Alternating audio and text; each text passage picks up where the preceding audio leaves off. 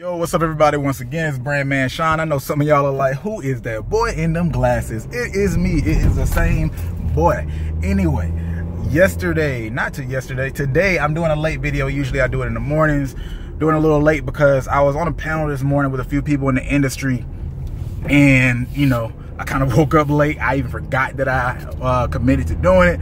So yeah, my mornings and days just been a little crazy so far. But what I gotta say is one big thing that I learned being there and got to see and connect with, the same thing I'm seeing online, is people are very uncomfortable with the ambiguity in the music industry. But that's not gonna change. You gotta get comfortable with the ambiguity of the music industry, the entertainment industry, because they weren't all just music industry. There was all spaces in the entertainment industry. There's so many choices and so many different ways to make money, but you got to be able to figure out and you know, feel your way through to figure out which ways are going to work for you. And a biggest indication of like people's discomfort that I could see was when we talk about the Beats by Say video I did earlier this week, and just some of these other videos. When I look at people's opinion of certain people, there's almost like a dislike, or almost looking at people as bad people or trash when they do things a certain way that isn't necessarily, you know, normal or by the rules. But what you have to realize is, like Jay-Z always tried to say, there are no rules, particularly in this industry. There's no playbook. Even the playbooks that get devised, they get rewritten again and again rather quickly. You can take some fundamentals and keep it to yourself, but it's the same. That's why I don't just have like lay out a playbook on the channel and say this is exactly how you do it. You got to build your own systems.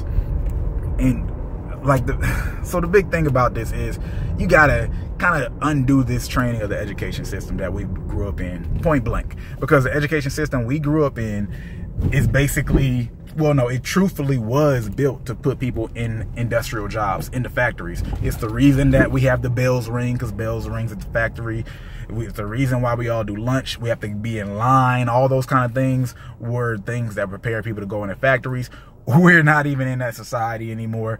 That's why school's behind. But you guys specifically, you know, some corporations, it's a little easier to make that transition. But when you're talking about jumping into the music industry, nah, man, there's no transition because there's no rope. You just got to figure out how to do it yourself. Get comfortable with finding your own way to do things. And other people might hate for a second, but eventually, you know, you'll be standing out for doing it.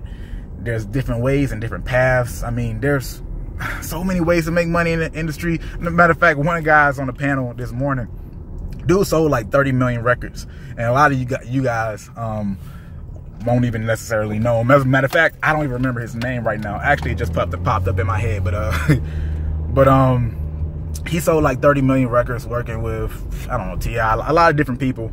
And now he also has a phone company, like almost like his own Metro PCS and Cricket Wireless.